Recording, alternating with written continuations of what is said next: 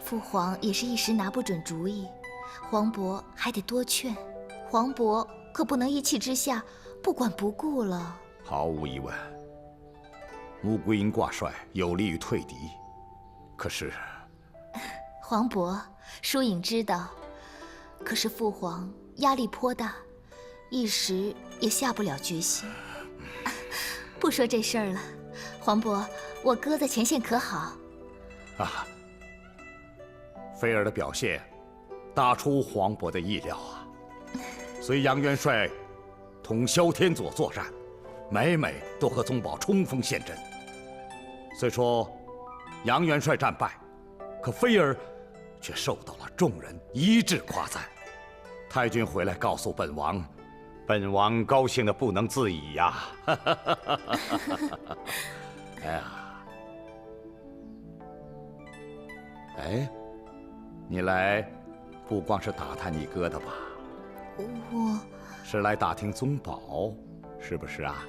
啊？他还好吗？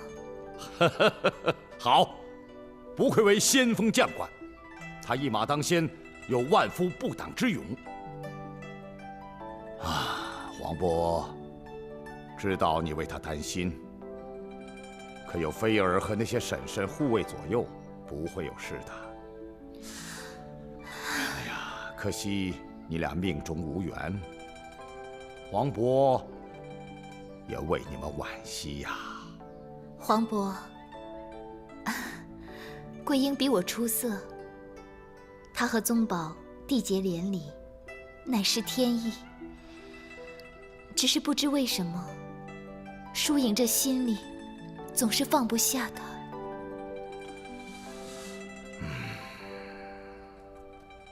哟，郡主，姑姑，皇兄，公主也在啊。啊，疏影向本王打听宗保的情况。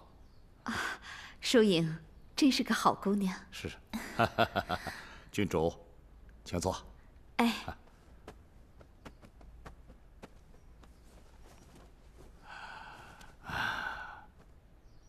郡主来有何事啊？既然疏影也在这儿，我也不避讳了。桂英挂帅，皇上不允大臣反对，我倒是有个主意，想请教一下皇兄。请说。既然困难重重，不如推荐宗保。我想推荐宗保，这皇上应该可以应允，大臣也不会激烈反对。我知道宗保的才能不及桂英，可是这也是没有法子的法子，而且有桂英辅佐，宗保一定能战胜萧天佐。哎呀，军中大事由元帅决策，两人商量，效果未必好。可是桂英挂帅，困难重重，这个时候让宗保执掌帅印，也不失明智之举呀。皇兄，如果觉得我说的有道理，就向圣上推荐宗保；如果觉得不妥，就全当皇妹没说。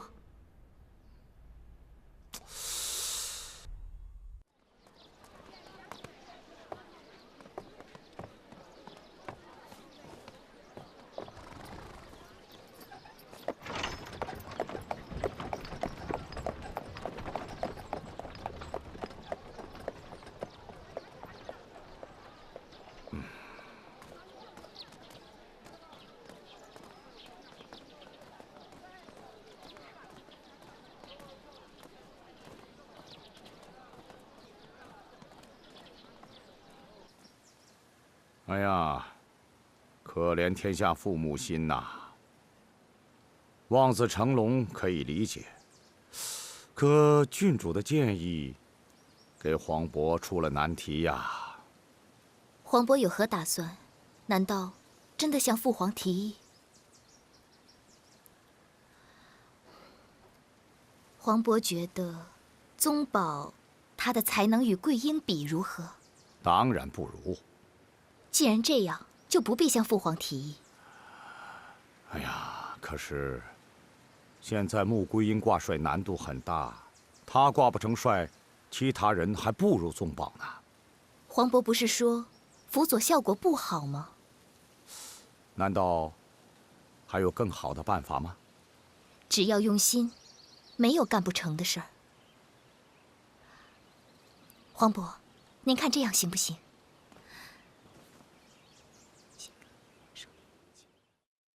哎呀，到底该谁挂帅？本王以为还应该看天意。圣上之前提过，实在没有办法，就以裘千来决定挂帅之人。他深信云居寺智慧大师的指点。八王爷，佛祖并非真能保佑大宋啊。皇妹也觉得事在人为，挂帅这么大的事，靠抽签决定，是不是太草率了？可圣上拿不准主意，众大臣又议论纷纷，本王也不知道谁的建议好啊。既然皇兄建议问签，那皇妹也不好再说什么了。八王爷，真要去云居寺吗？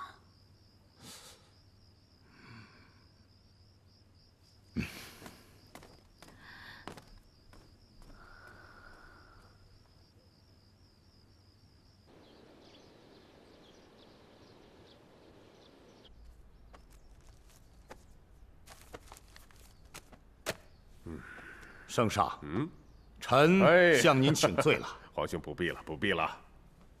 朕知道你为咱们赵家操心了。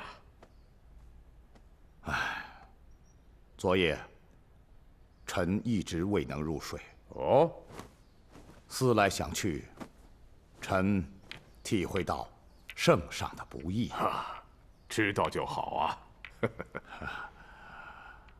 既然圣上还下不了决心，不妨尽快去云居寺。哎，您知道太祖太宗在的时候，每当出战都去云居寺求签，而且极准。太祖的时候，我军与萧天佑交战，云居寺的慧智大师说，太祖尽可放心，结果我军大胜。太宗在的时候，我军又与辽军作战，慧智大师说，胜败乃兵家常事，太宗不信，结果宋军大败，杨基业壮悲而死。杨延昭出征之前，朕已经去过庙里了，也求过签了。慧智大师说，一定要找到降龙墓。降龙墓找到了，可杨延昭又辞了帅，到底谁能挂帅？圣上，不妨再去一趟。是。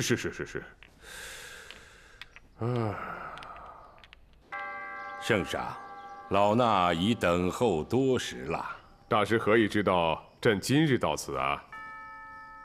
冥冥之中自有安排。杨延昭出征前，朕来求过签。大师说，朕需得到降龙墓。如今朕得到降龙墓了，却不知所措了。老衲以为圣上心中自有打算。可是现在大宋江山面临着危机，朕实在不知道如何做方能万无一失啊！这事儿关系着大宋的命运，要不圣上就不会再次亲临云居寺了。破茧降龙军中帅，原是神木女主人。神木之上双龙巡，南飞中原驻天门。破茧降龙军中帅，原是神木女主人。原是神木女主人。慧智大师所说的可是穆桂英？顺其自然，便能水到渠成。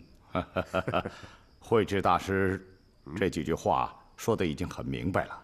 欲破辽军，必须降龙墓。挂帅之人，就是降龙墓的女主人，木柯寨的穆桂英。谢慧之大师。哎，慧之大师，那接下来朕还需要注意什么呀？哎，您就一口气儿告诉朕吧。圣上要留心的，唯有信任二字。信任？朕该信任谁啊？大是大非。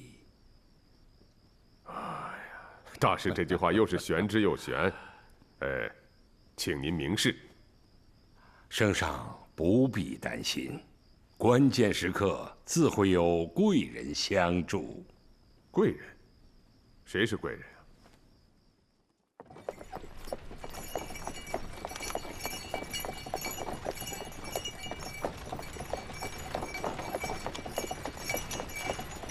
报！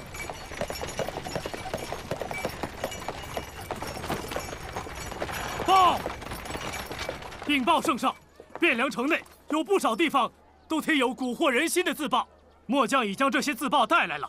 呈上来。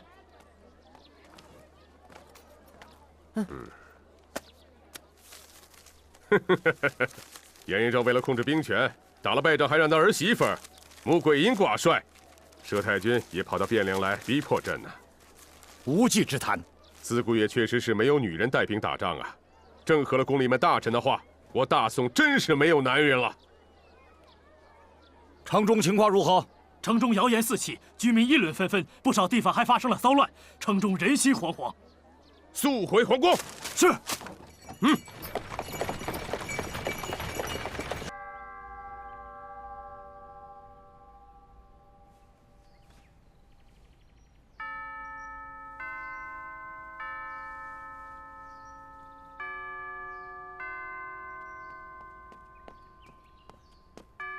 娘。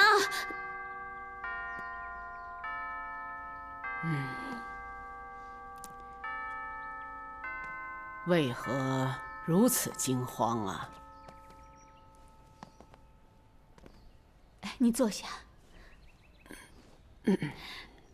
娘，出事了。你们下去吧。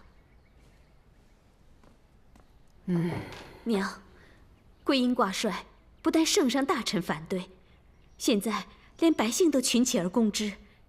如果我们强行而为之，是不是不太明智啊？现在唯一可行的就是推荐宗保了。您怎么还犹豫呀？老身在想，百姓如何得知桂英挂帅的消息？没猜错的话，乃奸臣所为。越是这样，老身越要推举穆桂英。娘，如果咱们这样做的话，不但起不到作用，还会惹怒圣上。您三思啊。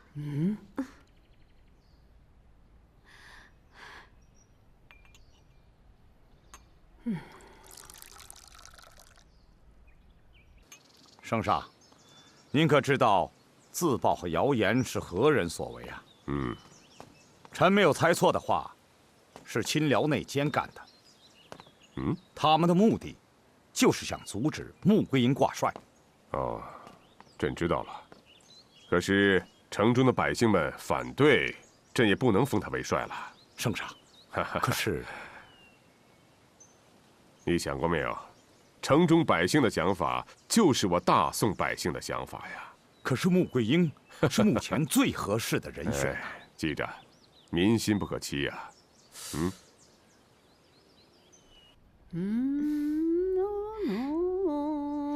娘，看这个。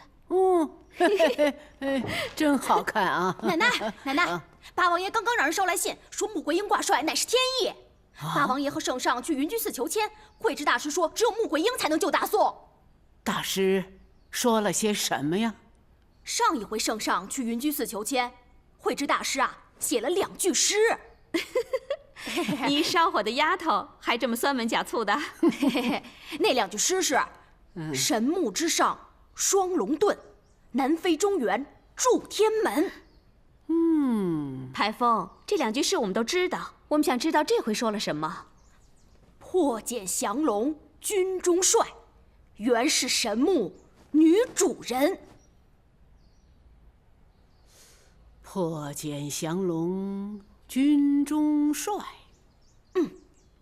原是神木女主人。快快备马！遵命。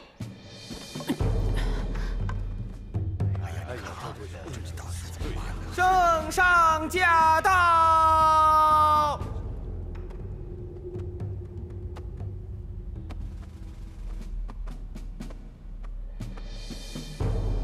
吾皇万岁万岁万万岁！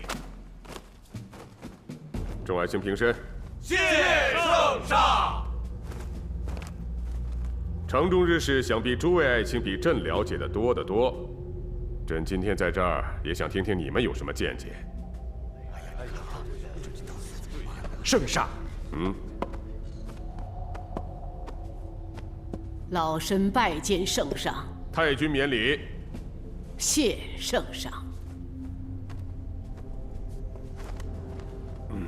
圣上，城中出现的自报代表了民生，女人挂帅确实是千古奇闻。微臣以为说得深刻而合乎情理。大家想一想，自古到今，打仗都是男人冲锋陷阵、驰骋疆场，也就是说，女人在军中无法立足。拜穆桂英为帅，着实荒唐。是，老太君力荐穆桂英为帅，微臣不解，众大臣也不解呀。老身也是女流。当年老身率军1000万，绝不让须眉。那时，你等在何处啊？老太君，您别忘了，当年您只是辅佐杨令公，并不是以您为帅。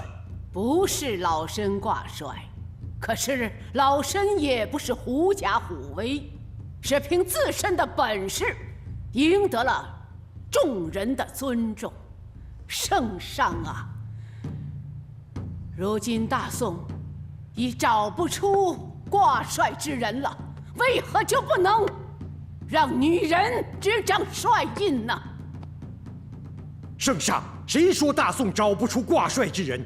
能臣武将比比皆是，哪一个都强于山村丫头穆桂英。既然人才济济，为何要选我儿杨延昭呢？不能因为杨延昭3败，就说大宋只能让穆桂英为帅。大宋还有能人，不过我们尚未推出。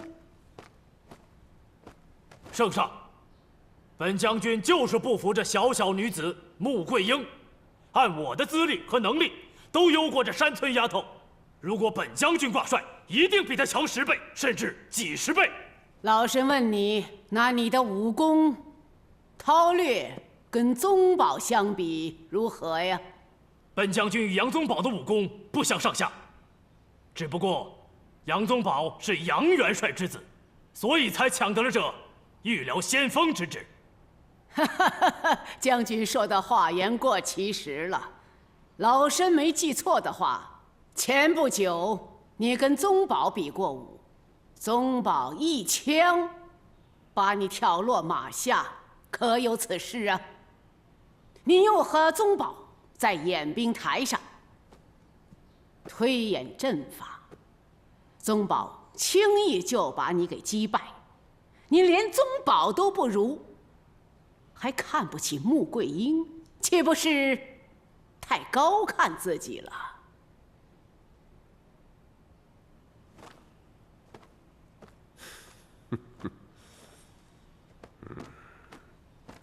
圣上，老太君光说他孙喜厉害，又强词夺理，本将军就不服他。如果推荐他为帅，大宋真是无男人了。不过本将军在这里敢说，他能和萧天佐抗衡，那么本将军就能胜过萧天佐。徐将军勇气可嘉呀！你可知道萧天佐大败我军靠的是什么？靠的是阵法。他那天门阵一共有108个阵法，阵阵变幻无穷。你想破解他的阵法，首先得精通阴阳五行。请问徐将军，你懂得阴阳之术吗？你连阴阳五行都不知晓，你还能同萧天佐对阵？笑话！邵老太君，你不必激怒我等。你说你的这个孙媳妇穆桂英可以担当元帅，我们都不服。圣上，我们想和穆桂英比试比试文韬武略，请圣上出题。我们以示高低。对呀，请圣上出题吧。当下我军和辽军犬牙交错，前方战事10万祸及，哪儿还有时间找来穆桂英和各位比试啊？来不及了，前方战事不等人呐！请圣上明察呀，圣上。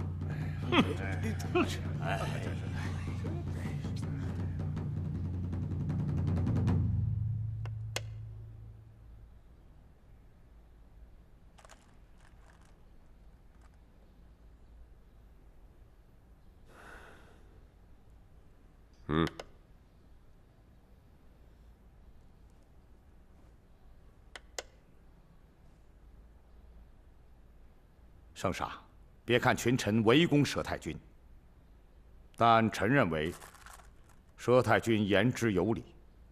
他从前方回来，知己知彼，圣上当早做决断。朕从云居寺回来，曾有过封穆桂英挂帅的念头，但群臣百姓情绪激动，朕就打消这个念头了。圣上，朕相信佛祖，但你想想，佛祖从来就没有真正保佑过我大宋，但是群臣和百姓却能动摇我大宋的根基。是，朕也承认穆桂英天资聪颖，选穆桂英为帅是一步险棋。毕竟选女人为帅，闻所未闻呐。人家问得好，难道我大宋就没男人了吗？可是，朕知道皇兄想说什么。我们选个将才为帅，可能使我们雪上加霜，但我们还有回旋的余地。但是，假如穆桂英挂帅失算，那么群情激愤，我们便会陷入内忧外患之中，大宋江山岌岌可危啊！可是大宋真的无人呐。是啊，所以朕不能提穆桂英挂帅。自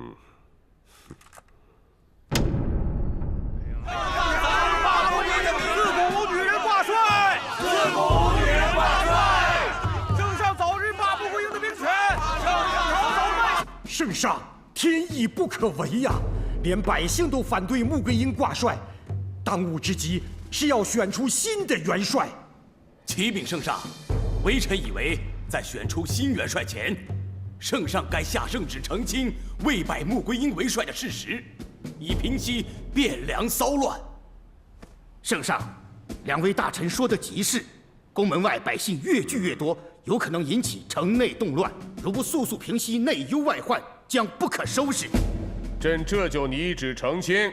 来，你来拟。是。娘，城中现在已经越来越乱，穆桂英挂帅之事已传得沸沸扬扬，百姓们甚至要到皇宫门口去请愿，让穆桂英交出帅印，并请皇上火速立新帅呀。这个局面，老身早已经想到了。策划阴谋的奸臣，真可谓凶险歹毒。可是现在那些人马上就要到皇宫了，这如何是好啊？你们2人速速前去，把汴梁所有殡仪店的白帐白花全都买空。这，快去呀！是。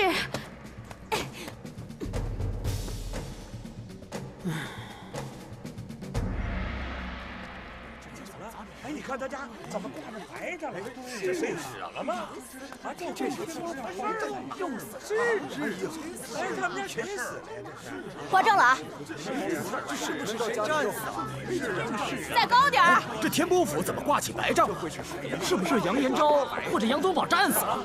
不会吧？听说杨家死人了这可是大事啊！来，大家都过来，过来！听我说啊，如果杨家人战死了，那辽军打到汴梁就用不了几日了。那怎么办呢？这怎么办？走，咱们去问个究竟。走。报！圣上，宫外请愿的人走了不少。走了不少？是圣上。他们怎么轻易就走了呢？是不是叫人去了？奴才派人去跟踪，他们去了天波府。啊？去了天波府？去天波府干什么呀？他们说在天波府外挂满了白帐。挂满了白帐。哎呀，这是你看啊，怎么挂这仗呢？是啊，你看那杨家人关系到汴梁和咱们的命运，这事咱们可得弄清楚啊！是啊。哎呀，哎呦，老太君出来！老太君，这会是谁呀？老太君，老太君，小人们本不该多问，但是这白帐是为谁挂的？是不是哪位将军又驾鹤西归了？杨家人真的没有为国捐躯的？这是事先为我杨家挂的。事先？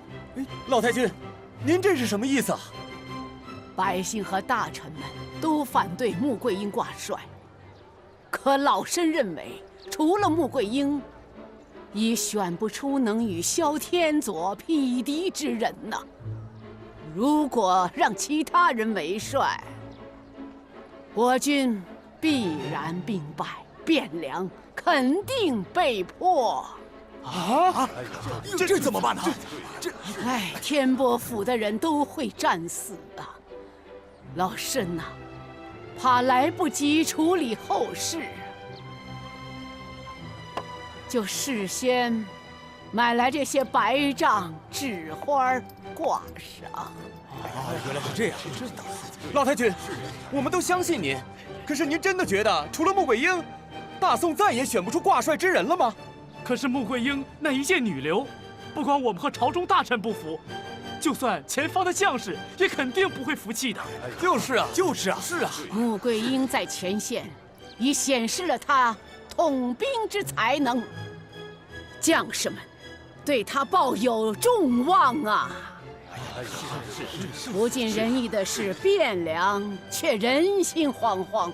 如果你们还相信老身的话，老身就劝你们不要听信那些谣言。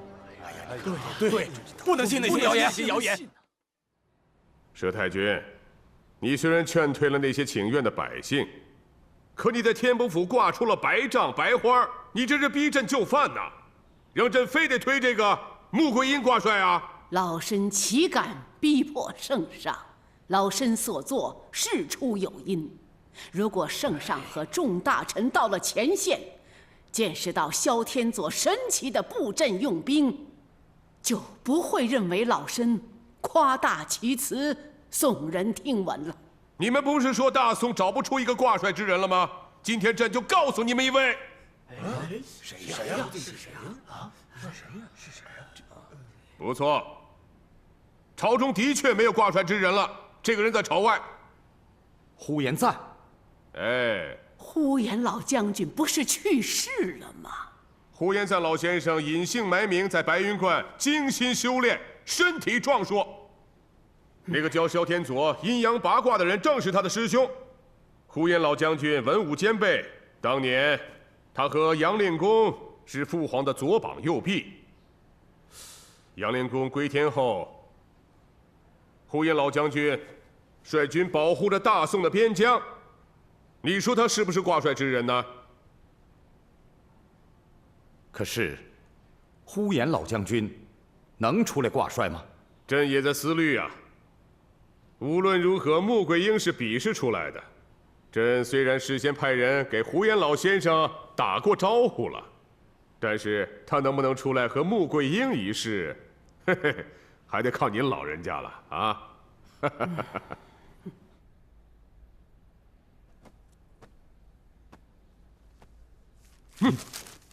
干什么？八仙王啊，圣上。胡延老先生和萧天佐打了胜仗之后，太宗就罢免了他的兵权，他愤愤地离开了厅堂。朕派人去劝说过几次，他都不肯下山。你去劝说劝说啊？可微臣听说，呼延老将军脾气暴躁，未必会给臣面子。是，他心中一定是有气的，但据说他还在研究兵书，关心战事，他有可能出山。你见着他，跟他说明太宗解除他兵权的缘由。呼延老将军忠心耿耿，想必他想得通，啊？好。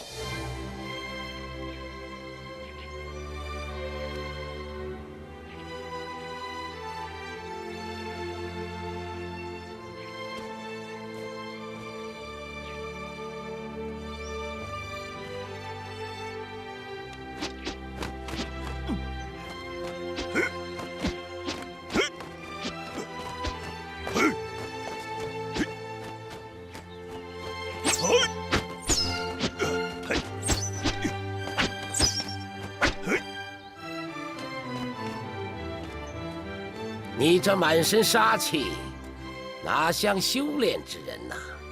还是下棋吧，下棋，修身养性。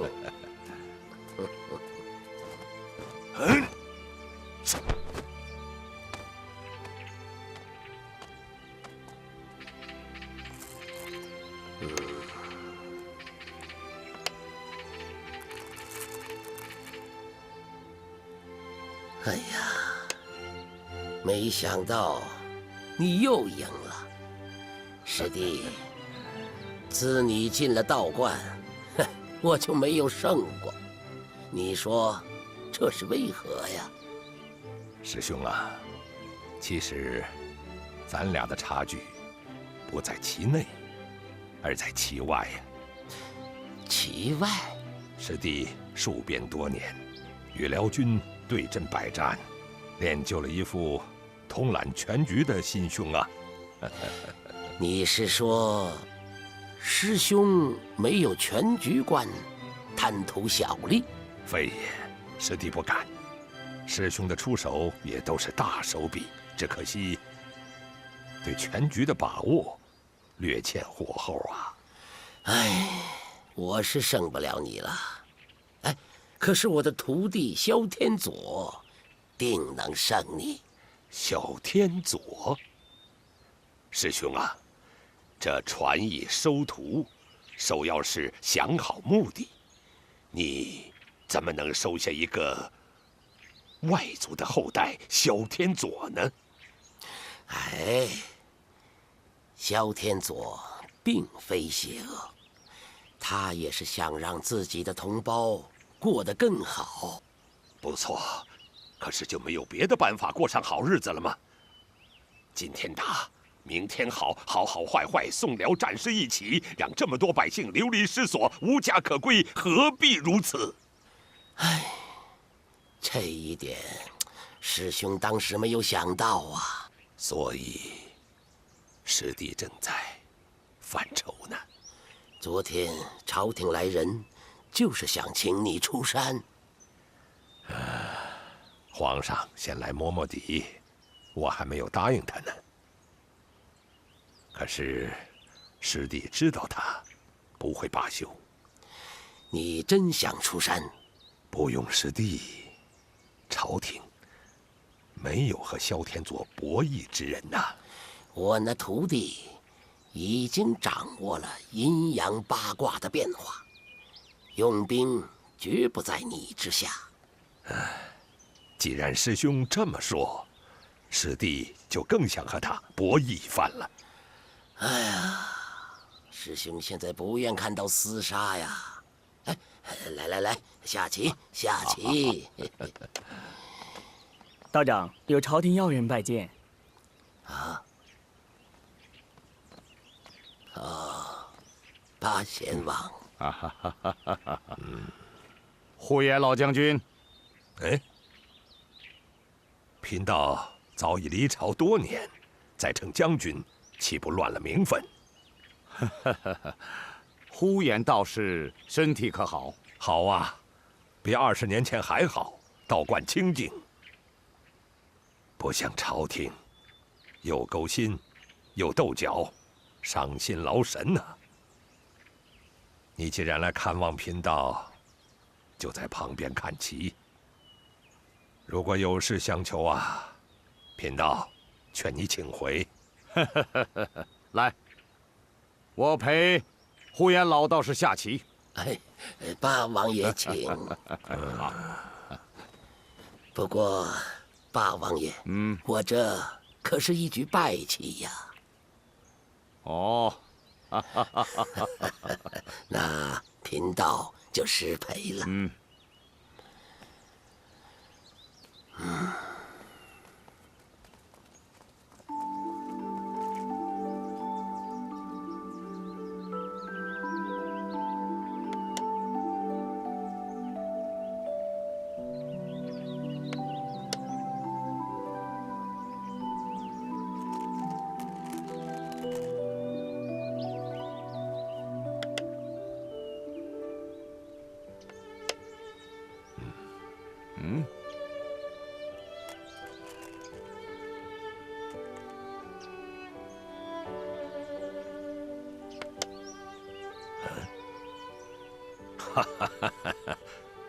贫道以为自己的棋技已经达到了无人匹敌的境界，没想到啊，你8000岁还是赢了贫道一目啊！呼延老道士棋法求进，大棋观其强啊。晚辈棋风不温不火，呼延老道士掉以轻心了。既然你胜了贫道，贫道就不能演8000岁出关了。晚辈不再绕圈子了。前方战士10万火急，为了大宋，为了黎民百姓，圣上派微臣来恳请呼延老将军出山。你们道家历来提防武将，需要的时候为你们冒死厮杀，不需要的时候就剥夺兵权。没有兵权，谁来练兵？不练兵，岂能戍边呢？不但没有远见，而且是无情无义呀！呼延老将军只说对了其一，远在春秋战国，近在五代十国。哪一次动乱，不是武将握有重兵引起的？太祖太宗削弱了武将的权力，不是为了赵家私利，而是为了社会安定、百姓乐业呀！削弱了武将的权力，是大宋兵力衰弱，才有了今天辽兵的进犯呢。不错，这是其中的原因。太祖太宗片面地汲取了诸侯割地的教训，重文抑武，才屡遭辽军侵犯。通过这次教训，圣上已经反思，相信圣上以后会处理好此事的。大敌当前，不是讨论那事儿的时候。本王代圣上请求呼延老将军出山。也好，你回去禀告圣上，如果拜我呼延赞为帅，明晨我就去觐见。圣上当然想拜老将军为帅，可是现在有一人和老将军相争。哦，谁呀？穆桂英。怎么是个女娃的名字呀？是个女娃，她是杨延昭之子杨宗保的夫人，穆克寨穆羽之女。哦，沐雨。沐雨过去和老夫是至交啊，也听说过他有一个小女儿。可是，一个女娃怎么能和老夫争帅印呢？穆桂英可不是凡人，她武艺高强，精通兵法，对阴阳八卦也很有研究。她先后战胜过杨宗保、佘太君和杨延昭。现在她在边关，虽为正式挂帅，却在统领大军。怎么可能？